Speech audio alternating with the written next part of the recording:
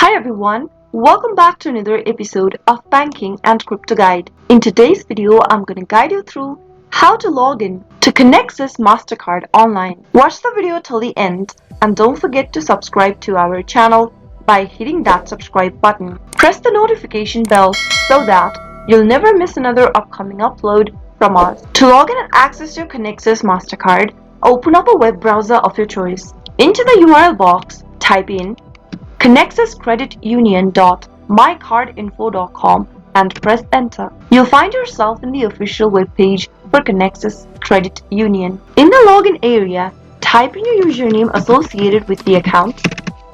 And if you've not enrolled into Conexus Credit Union yet, click on the enroll link and follow through the instructions till the end to finish off signing up for Conexus Credit Union. After filling in your username, head over to the next field and type in your correct password associated with the account. If you don't remember your username or password, click on the Forgot Username or Password link and follow the instructions till the end. Finally, click on the Login button. In order to log in and access your Conexus Mastercard online, quick and easy. That is how it can be done. I hope the tutorial was helpful to you. If it was, go ahead and give us a thumbs up. I'll soon be back with more videos like this. Thanks for watching.